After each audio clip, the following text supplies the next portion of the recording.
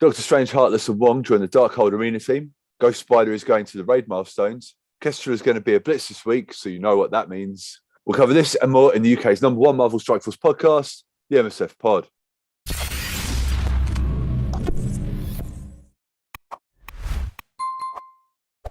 Greetings, Commanders. Welcome to episode 63 of the UK's #1 Marvel Strike Force podcast, the MSF Pod. This podcast covers everything that's happening in the world of Marvel Strike Force, which is a mobile hero collector game available where you play your mobile games.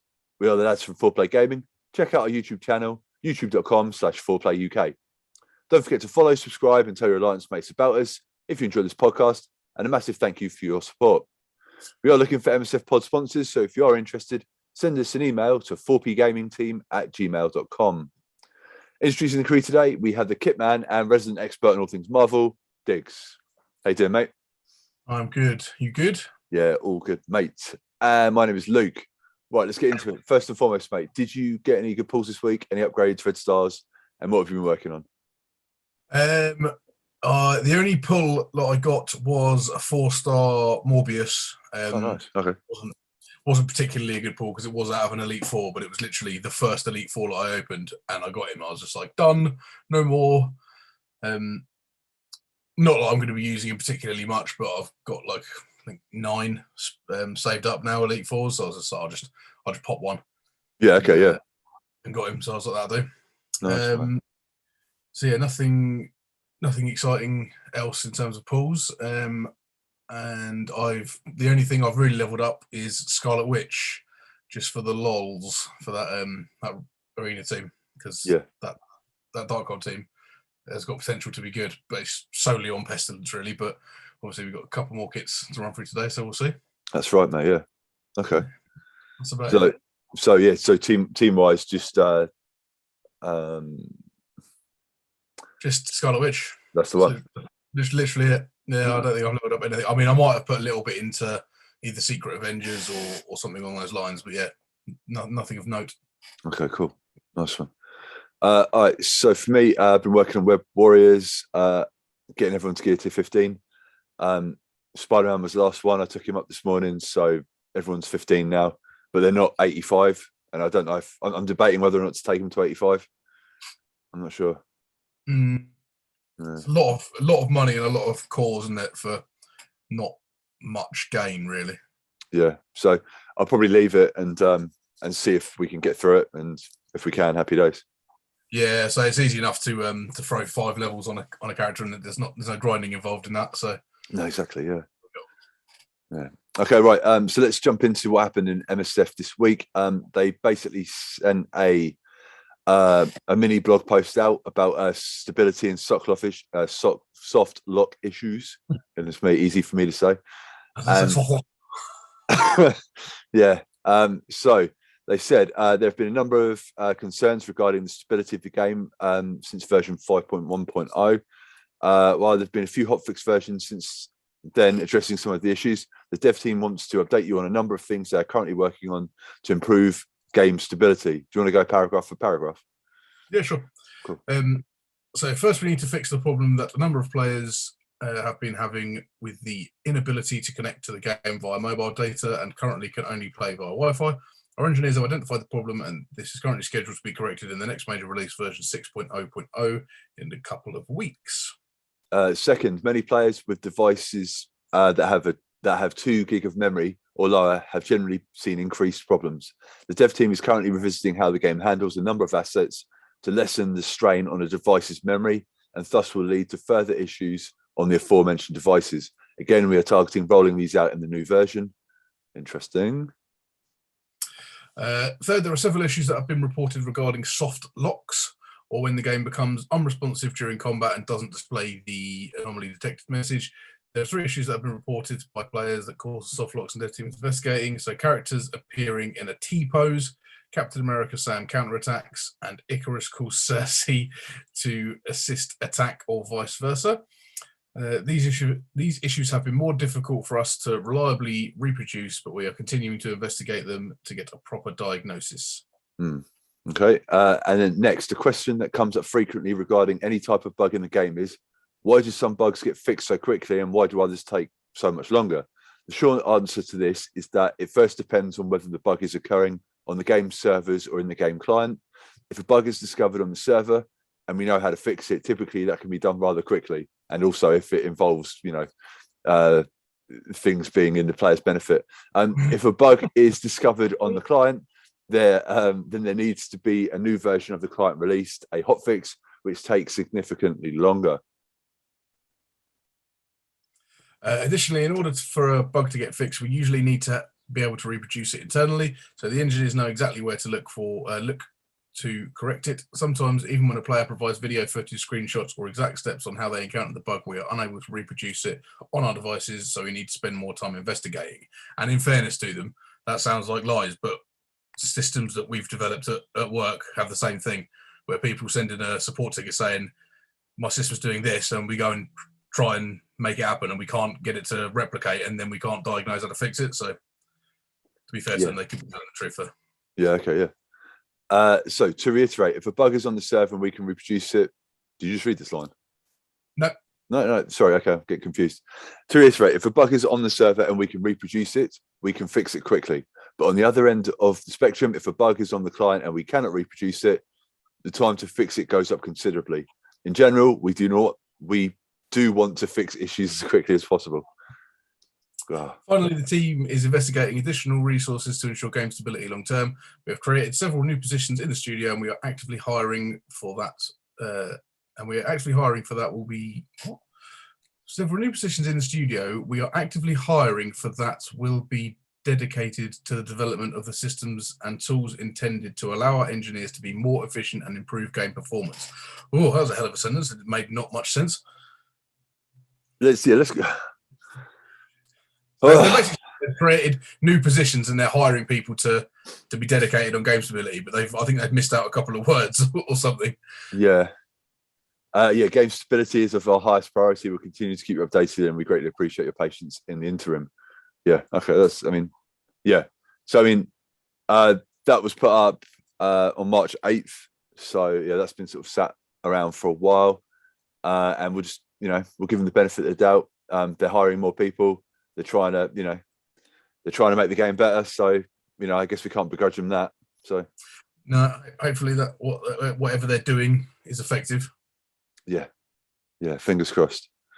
Right, let's get into some other stuff quickly. So this week, the Spirit Slayer event started for Doctor Voodoo. Doctor Voodoo, how did you get on? Yeah, all right. I obviously completed all the hard missions day one. It was as easy as we suspected when we talked about it last week. So yeah, hounded through them pretty swiftly, and then opened I think 2 orbs and unlocked him. So oh, nice. Okay, happy days. Wicked. That's good. What team did you use for that? Like the team we were talking about. So it was Thanos, Cersei, Hela. Hang on, let me look it up. So I'm not guessing. It's something reading with Spirit one. There we go. Ebony Maw, Ghost, Spider, Hela, Thanos, and Wolverine. Nice. Okay. And yeah, it was really easy. Good. Well, that's what we like. I used Hela, Elsa, Ghost Spider, Ebony Maw, and Storm. Proper random mix, but yeah. So ragtag bunch. Absolutely, yeah. I tell you what, it was really fun to play with Hela again. I haven't used her for ages. It's just like, oh man. Like there's nothing I love more than wiping the map with her ultimate and just seeing all those swords come up from the ground, just spike everyone to death. Yeah. The only thing better than that is giving them the old snap. Yeah. Did you manage to get that off with Thanos this time, or? No, he's got to be empowered, isn't he? He needs full full Black Order for that. But every now and again, like when there was, I can't remember what event it was, but we were blitzing at some point over the last couple of weeks for something, as we always seem to be. That's to say. Yeah, and there was more points for not simming it. So there was a couple of rounds that I didn't sim, but like select teams. So Infinity Watch, New Eternal Warriors, and then Black Order. I still love playing the Black Order team. They're still fun as you like. Yeah, man. That's so, a few times in that. Snap of death. Laters. Love that snap. All right, cool. So you're regularly doing the Doctor Voodoo thing, doing your campaign energy and all of that, and but I'm not coring it. No, not at all. Not in the slightest, mate. I'm not fussed about that team. Okay, that's cool. Very, very upset at the fact that they've built a team with the sole purpose to kill another team, and you can't even punch up on it. Get in the bin. Yeah, in the bin. No, you're right. You're right. So speaking of that team, on Thursday, UK time, Morbius came to the game, available to purchase and all that good stuff. And in that character like spotlight video, they mentioned Blade again. So we did it. It's happening. Like the MSF pod can confirm that Blade is coming to the game. They said it. It's happening. We did it. We did it. We made it happen. It's all thanks to us. We're the best. Yep. For the goats. Yep. That's it. Yeah, that's it. Like when Blade does come to the game, you know who to at. You know who to thank. It's us, and and he's not legendary. So yeah, like I say, you're welcome. I really hope that's right. Otherwise, I'm going to have egg all over my face. He'll be in the game sooner or later, mate. Eventually, he'll be there. Yeah, hopefully, yeah. Like, I mean, it seems they keep mentioning him. You know what I mean? Like in that, especially in that character spotlight, they mention him a couple of times. So I'm like, all right, here we go. Come on, it's about time. Yeah. I mean, it makes sense, doesn't it? I mean, you need those. Well, you're potentially going to need that team for the Pestilence event, aren't you? So. Yeah, I mean, I'm going all in on Web Warriors like you. Yeah, yeah. But like just sort of looking at it, they're like, oh, you're going to need either Dark Hunters or Web Warriors, which is cool. But like, are they really saying, oh yeah, you need Dark Hunters, but good luck Commanders. You've only got 4, so yeah, it just seems a little bit weird. Hopefully it's like a surprise, like they're going to, he's going to be like how like Morbius is like the marquee for this patch, like like maybe it would be Blade in the middle of the Strike Force logo. To the next patch. Love a bit of Blade. Daywalker. That's it. Coochie cool. Like they even so when was it? They posted they posted a bit when they changed their avatar to like the character that's coming out that day or whatever. Yeah. They did that, and then straight after it they put a gif of Blade doing the when he like kills a load of vampires in the first film. He like he gives it the old like the old fist pump, like that's the gift they posted under it. It's like, all right, you just tease. Yeah, exactly. Yeah, we sort of past flirting at this point. You know what I mean? We're now on our way home. Like it's mad. Blue balls to the max. Indeed. All right. So on Saturday, the No Way Heist returned. Did you advance any further in it, or was it still just leave it where it was? Yeah, no, I didn't get any further. Still, I can't even remember what level it was now. 5, something like that. 5 or 6, yeah.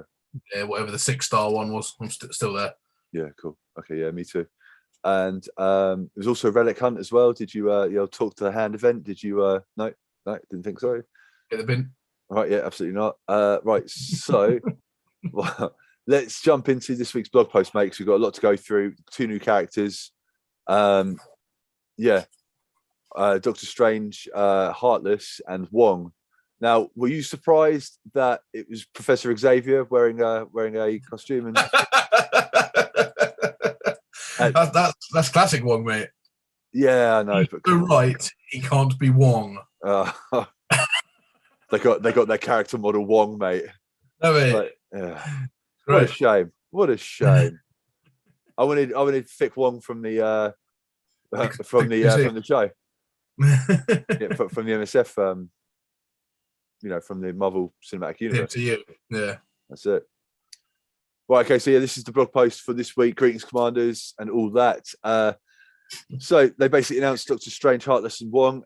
Morgan Le Fay won't be the only sorcerer on the Darkhold team worthy of the Eye of Agamotto, as Doctor Strange, Heartless, and Wong will be joining the legendary Apocalypse's Horseman squad. As mentioned on last week's blog, the Darkhold team will be a powerful arena force, and today you'll see how these 2 high-profile spellcasters bolster their alloys. first, let's ponder this question. What if Doctor Strange lost his heart instead of his hands? I really like that they're going down this what if sort of path. Yeah. It's good. Yeah, me too. You want me to do this? Yeah, let's go, mate. Go for it. Cool. So, after picking up his lover, Dr. Christine Palmer, for a dinner party, Dr. Stephen Strange's car was involved in a violent collision that resulted in Palmer being killed. Strange searched for answers to help him with his grief and eventually stumbled upon the master of the mystic arts, an order of sorcerers committed to protecting Earth from mystical threats. After learning their ways, Strange used the Eye of Agamotto to help save his reality from Dormammu and the Dark Dimension. Following the victory, Strange became obsessed with using the Eye of Agamotto to alter his timeline to save Christine from the accident. But no matter what Strange did or didn't do on that fateful night of the accident, Christine couldn't be saved from her inevitable death. The Ancient One warned Strange that her fate was an absolute point in time, and altering it could result in the end of the universe. But the desperate Doctor ignored the warning and pressed on. Through extensive research, Strange found that he could potentially alter an absolute point, but he first needed to become more powerful. By absorbing the essences of other life forms, he froze himself in time for centuries in order to bring increasingly powerful demonic entities to Earth and take their souls.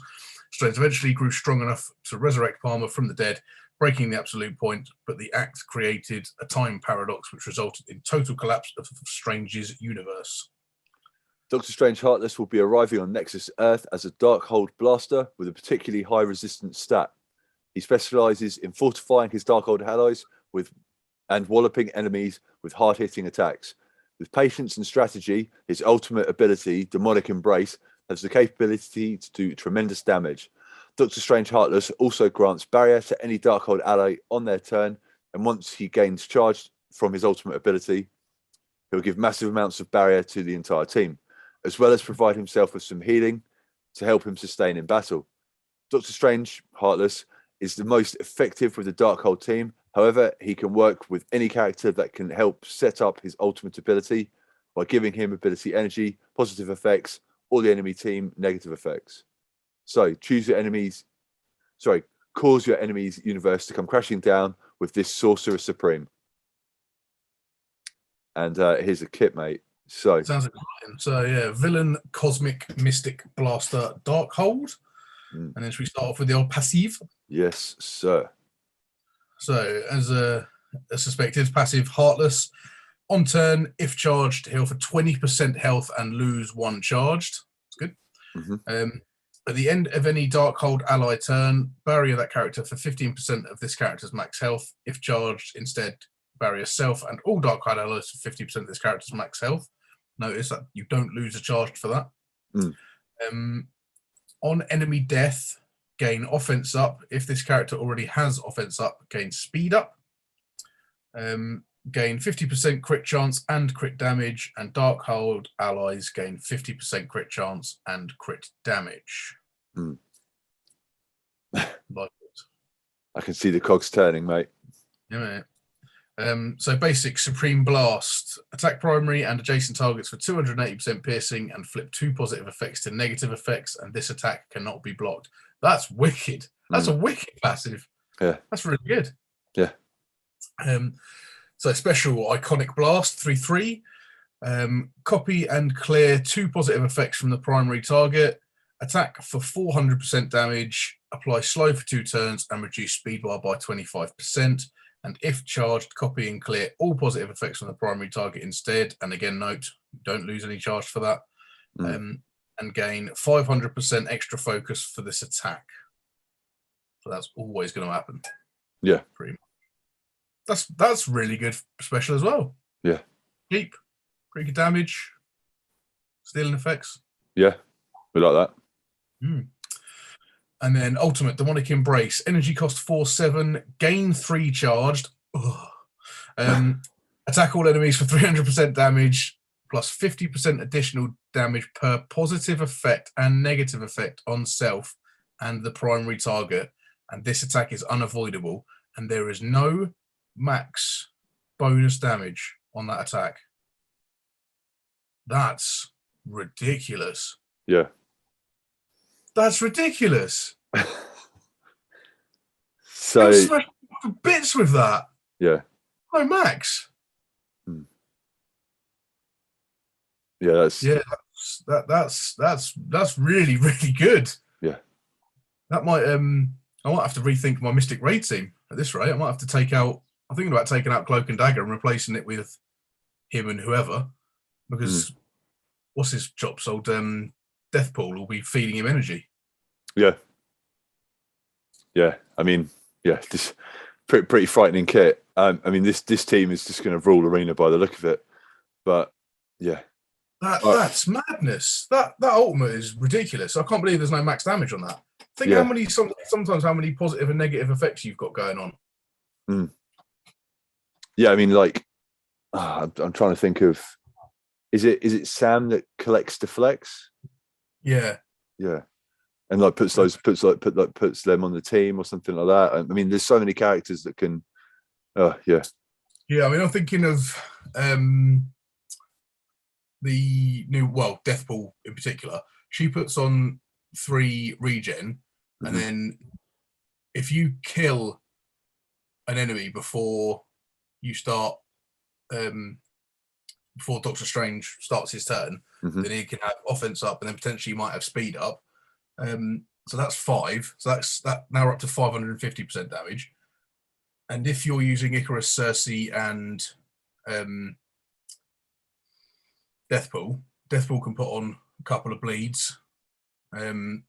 Icarus, if they've, I don't know who you're fighting, but let's say you're fighting Heroes for Hire, and you flip all their positive effects to negative effects. Like you could be doing like 1,200% damage to all targets with that attack. Yeah. If you play it right, that's ridiculous. It's so good. It's mad, isn't it? So yeah, I'm thinking of starting to level up Thanos a bit more and just putting Thanos on the end, him next to Thanos, and so Thanos is constantly feeding him energy. Yeah, it's an interesting kit, mate. I'm gonna have fun playing around with that character, I reckon. All right, so next up we've got Wong. So Wong is a descendant of Khan, an ancient Tibetan warrior monk who lived 1,000 years ago and was a student of the occult. For 10 generations preceding Wong, the firstborn males of his family aided the Ancient One, the former sorcerer supreme of the Earth dimension. Upon turning 4, Wong's father brought him to the Ancient One for training at a monastery, where he learned how to assist mystics, as well as the martial arts of Kamartaj. When Wong became an adult and his training was complete, the Ancient One sent him to the Sanctum Sanctorum in the United States to assist Doctor Strange, the Ancient One's disciple. Wong's years spent fighting alongside Doctor Strange led to him becoming extremely proficient in the mystic arts, so much so that the Eye of Agamotto considered Wong as Strange's replacement for Earth's Sorcerer Supreme. Alongside Doctor Strange, Wong has faced off against Dormammu, Dracula, and many of the universe's most dangerous mystic threats. Oh, Dracula in there, mate. Dracula. On the battlefield for the Darkhold team, Wong is a protector with high health and resistance. As protectors go, Wong is extremely powerful and he's vital to the success of the Darkhold team. Not only does he draw enemy attacks with taunt, but he attacks at any enemy who attacks him or any of his Darkhold allies. His ultimate ability, Portal Barrage, is especially potent as it manipulates the effects on the primary target, grants Wong taunt and barrier, as well as gains safeguard if Doctor Strange Heartless or Doctor Strange is an ally. Guard the universe's mightiest mystics with Wong. Here we go. So it's Hero, Global, Mystic, Protector, Darkhold, and see this kit. See what it says. Oh my god! Did you see the energy cost on his ultimate? Oh my god! What's that in a minute? So, passive, Guardian of Ancient Knowledge. On spawn, apply 2 defense up to self and all Darkhold allies. There's another 100% damage to Stranger's ultimate. On turn, if this character or any Darkhold ally have any amount of barrier, apply 1 deflect up to a maximum of 3 to those characters. There's another 50%. When this enemy attacks a Darkhold ally, if this character does not have ability block, attack that enemy 3 times for 50% piercing damage. I'm assuming each attack. That's pretty good. Yeah. When this character drops below 30% health, clear taunt. Lovely. Gain 30% armor, and Darkhold allies gain 30% armor. Nice. That's good. Good passive, that. Like that. Yeah. Right. So basic. So basic arcane kick. Attack a primary target for 320% damage and clear 1 negative effect from self and all Darkhold allies. That's really good. Mm-hmm. Now this guy has got some pricey specials and ultimates. So special dash strike, energy cost 7/7, attack primary target for 200% piercing and bonus attack 2 times for 200% piercing, and this attack ignores defense up. That's good. That's good damage. So expensive though. Seven's high for a special. Well, I mean this. Yeah, so speaking of high, so ultimate portal barrage, energy cost 10/10, and the only other ability that I can think of that costs 10 energy is Doctor Doom's ultimate, right? Yeah. And that's 9/10. But obviously you get an ability energy when it drops below 50%. That's the only other one I can think of. And that's like game-changingly good, that ultimate. So this better be good. So energy cost 10/10. Transfer all negative effects from this character to the primary target and clear all negative effects from self. Okay. Copy 3 positive effects from the primary target to self. Flip 3 positive effects on the primary target. Lovely. Attack primary target for 300% damage. Gain taunt for 2 turns and bury yourself for 30% of this character's max health. And if Doctor Strange Heartless or Doctor Strange is an ally, gain 1 safeguard up to a maximum of 2. And this attack cannot be dodged. And then as developer note, if both Doctor Strange and Doctor Strange Heartless are allies, Wong only gains 1 safeguard. This ability does not stack. It makes sense. That isn't as good as the energy cost suggests it's going to be. Yeah. That's nowhere near the level of Doctor Doom's ultimate. Yeah. It's not bad. Don't get me wrong. It's good. High, isn't it? Yeah, but it's very, very expensive. Yeah. Like if that's what I mean. Feeding him, you don't remember feeding him. You can only do that once every 10 turns. That's a lot. Yeah, and it's not. I don't know. It's not like game changing. I mean, like when you look at like Demonic Embrace, for me 4/7. So yeah, if that was a 10/10, I'd be like, fair enough. Yeah. Yeah. That seems high for a. The energy cost seems high for what you actually get for it. But again, used right, you could certainly turn the tides. Yeah. Interesting. Yeah, I'm intrigued by them. I'm looking forward to get them. I haven't been this excited for a new team in ages. I think the last time I got this excited for a team was probably the Eternals, and we're still waiting for the rest of that team. Yeah. And it doesn't seem like they're coming anytime soon. Yeah, I mean, like there've been a few instances where like people that sort of work for Scopely have said like we kind of messed up with the Eternals because they're just completely OP. So yeah, I don't know. Like I don't think we're going to see any more Eternals anytime soon. Maybe when Eternals 2 comes out. Yeah. But, yeah. I don't. I mean, in my opinion, Doctor Strange looks great. Like, I'm all about that. I'm disappointed with Wong. Yeah. I think he's only going to be worthwhile using in that Darkhold team for starters. He's not going to be worth putting anywhere else, or certainly with Doctor Strange. He's got that annoying thing that Call Obsidian does with the attack back as well, though, doesn't he? So yeah, that could be good. I imagine that's going to be the problem. Yeah, I'll be interested to see. I'll be interested to see how they play out, because obviously, whenever you read the kit, sometimes they're not always as good or as bad as they.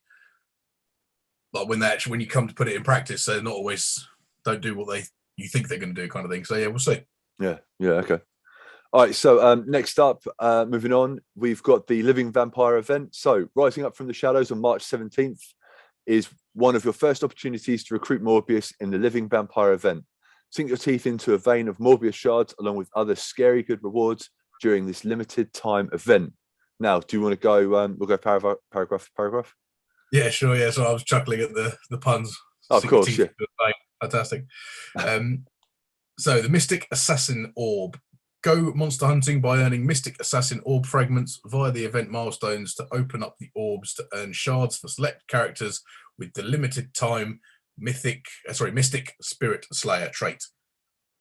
Right. Is this is this different than the other Spirit Slayer? Is this a separate one? This is Mystic Spirit Slayer as opposed to Spirit right. Slayer. So I'm with you. Yeah. So Fangs Out milestone. Up first, spend campaign energy, not including ISO 8 campaign energy, and battle in raids to earn points towards a 4-day milestone that rewards Mystic Assassin Orb fragments. And just a side note on that before we go any further, in the event section on the MSF thing, every day it gives you 100 campaign energy and a premium orb and all of that.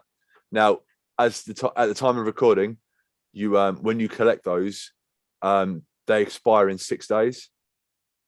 So Boylon mentioned this in one of his videos, and I'm going to reiterate it to our community as well.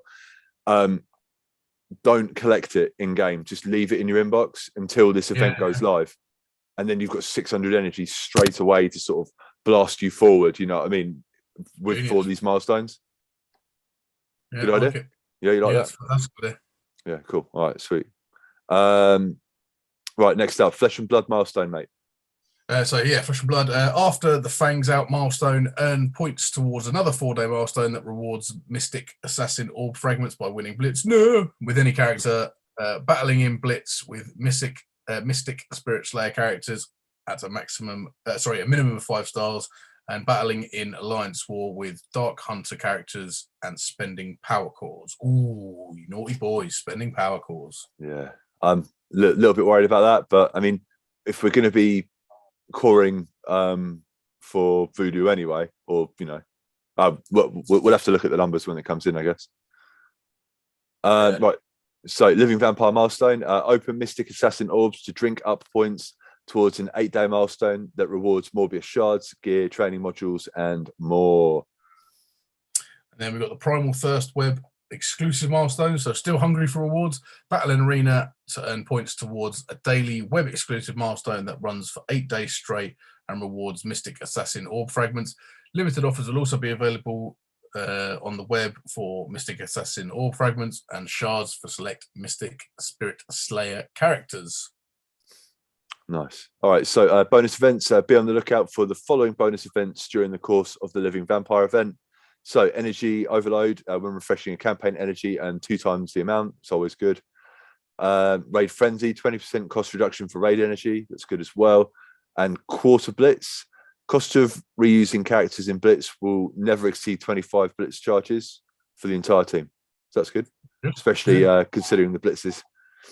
Yeah. Didn't you say? Well, cultural cover it.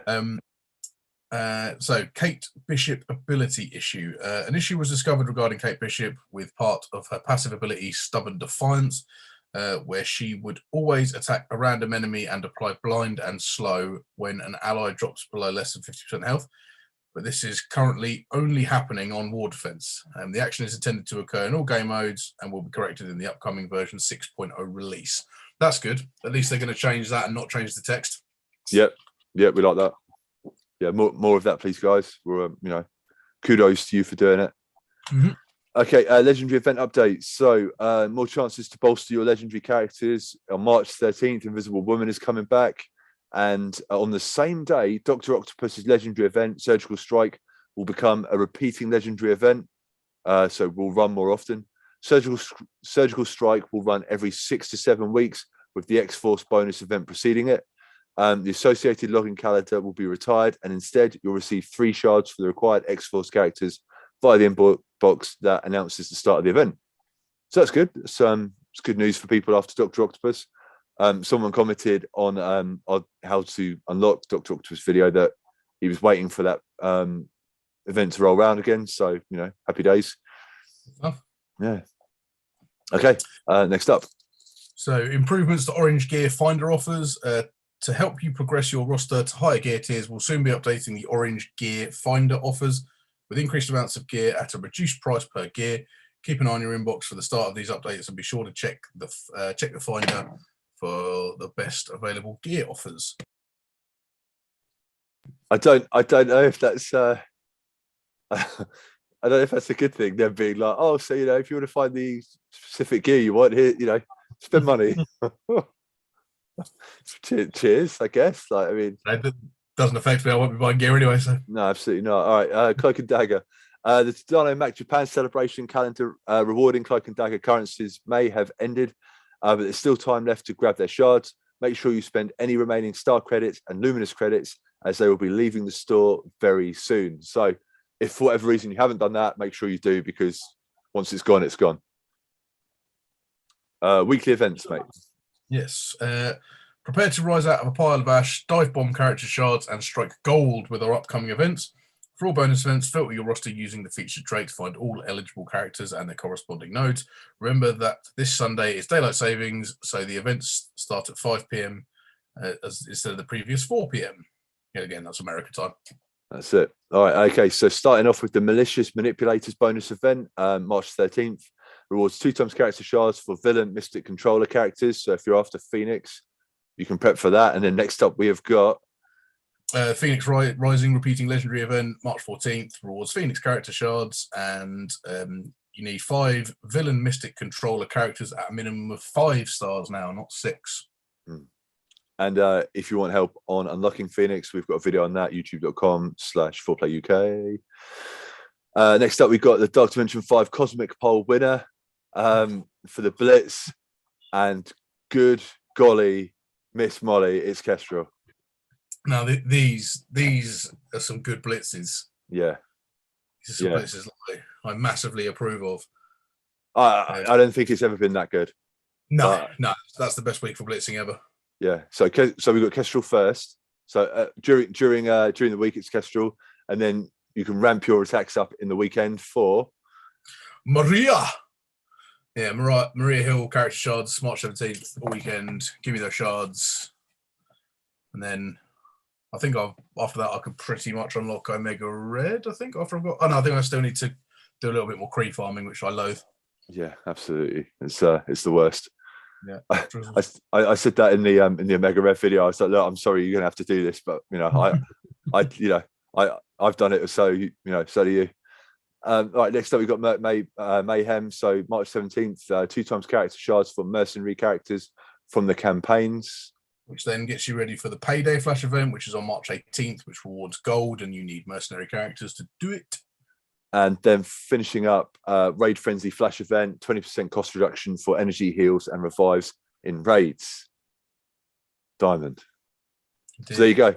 So Doctor Strange Heartless and old Wong, Captain Picard, looking very good. You happy with that blog post, mate? Yeah, like I say, I'm really excited for the Darkhold team. We've still got one character to come, right? Yeah. Pestilence, Scarlet Witch, Doctor Strange and Wong. Yeah. I'm trying to think who I've seen in that Doctor Strange trailer that could fill the gap. I know America Chavez is in that film, but obviously she's already in game. Let's go with Zombie Strange. He's in the trailer, isn't he? Yeah, that'd be cool.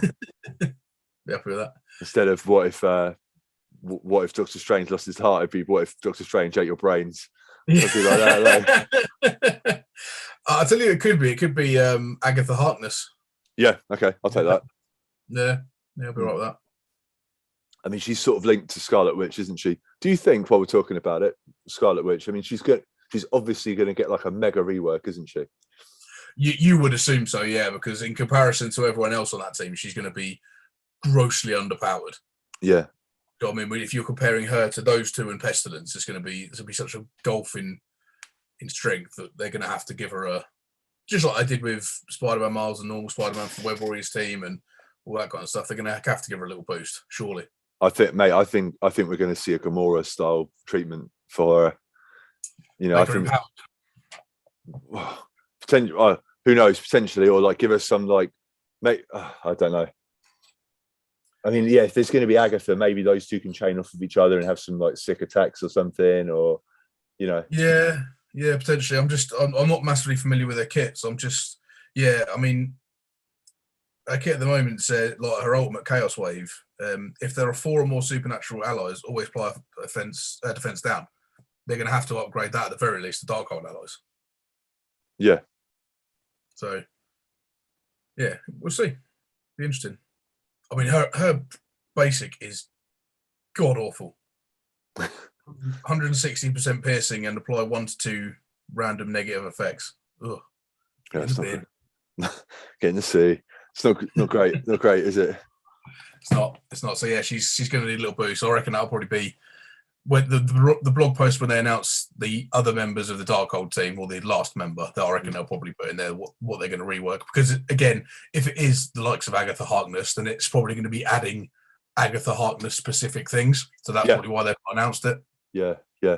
Do you think that she'll be like a battery? What do you think they'll have something like that to? I mean, that 10-10 is concerning, isn't it? Like, yeah. I mean, if they're not going to add a battery, then they're not going to be massively effective in. Although I suppose they're only for arena, so yeah, I suppose you would need them to be effective over many nodes, like a Dark Dimension or a raid. Yeah. So they probably don't need a battery if you're using an arena. Yeah. But I think Doctor Strange. I think I'll have fun putting him with. Like I say, my first instinct is to put him on the edge, put Thanos next to him, and then put Deathpool in, and then just let those two just feed him energy, so he can just constantly do his ultimate, and then just maybe throw Wong in just for the other effects, and then someone else. Yeah, I tell you what, man. Like we've now got 2 members of the What If team, haven't we? Effectively, like we've already got Star-Lord, T'Challa. We've got now got Doctor Strange. So, I mean, do you think at some point they're gonna make that team as well, like as an option? I know we talked about that a while ago. Yeah, I'd really enjoy that. It's a shame that they made Ultron, like Infinity Gem Ultron, a costume rather than a new character. Yeah, that would have been cool. That'd have been really cool. But yeah, potentially. Yeah, interesting. Well, we'll have to see. Have to see what the next blog post next week brings us. Indeed. All right, guys, please remember to rate and view this podcast however you consume it, and do not forget to follow or subscribe. Remember, all roads lead to youtube.com/4playuk. If you want to ask us a question for next week, drop it down in the YouTube comments below. Someone did comment something this week. They were like, I just want more game stability. So appreciate that. And yeah, we appreciate you guys listening. Thank you very much for checking us out, and we'll catch you next week. Diggs, got anything else you want to say? See you next week. Thanks a lot, and good luck, Commanders. Boom.